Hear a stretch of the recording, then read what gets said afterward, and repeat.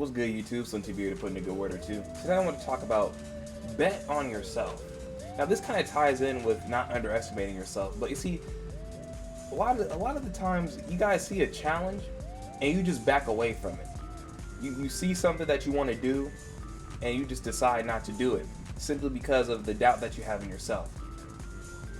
But it's important to bet on yourself even if it's a losing bet. Now, am I telling you guys to go out there and take serious, major risks and go out there and gamble all your money? No. But like, for example, if you see a cute girl that you want to go talk to, bet on yourself. Even if you have this thing in your mind that's telling you, oh man, bro, she's out of my league. No, just go up there and talk to her.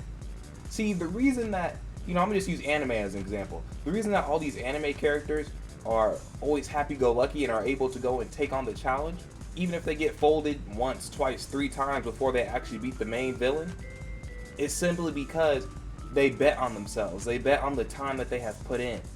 And that's another thing. You have to put time in on the back end and to be able to bet on yourself.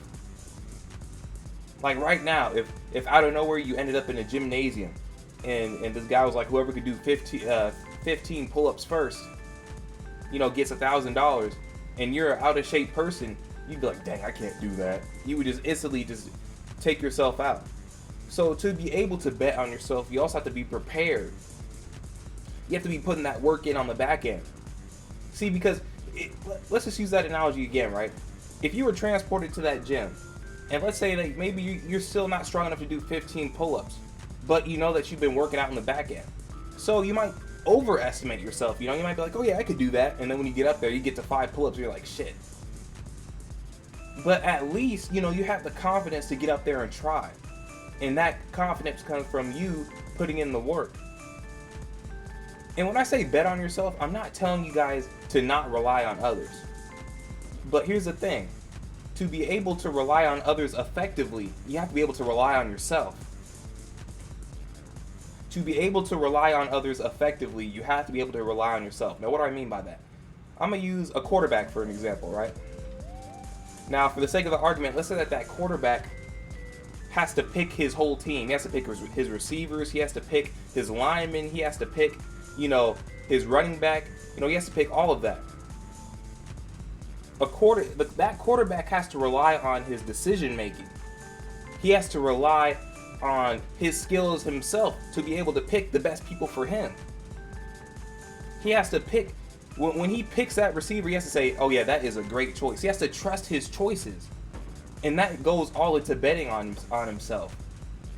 He's betting on the choices that he makes. He sees how the receiver catches the ball. He sees his feet moving, and he relies on his knowledge on football, and his knowledge on footwork, and his knowledge on what makes a good receiver.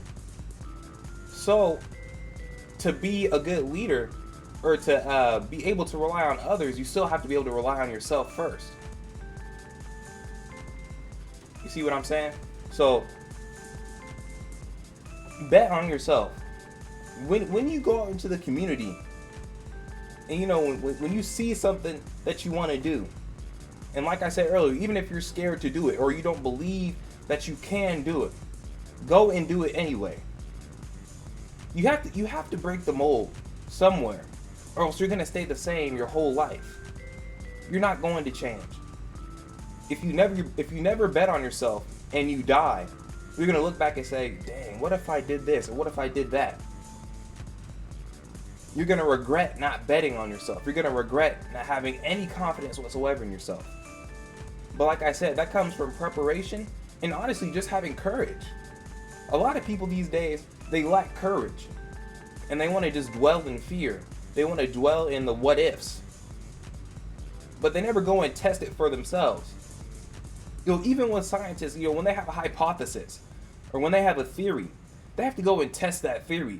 They just don't think back and say, I wonder if this will work, and then just throw it on the table and just leave it alone. That's because that's what you guys will be doing. You guys will be out in the community. You'll be doing something. You'll be like, okay, I see this cute girl.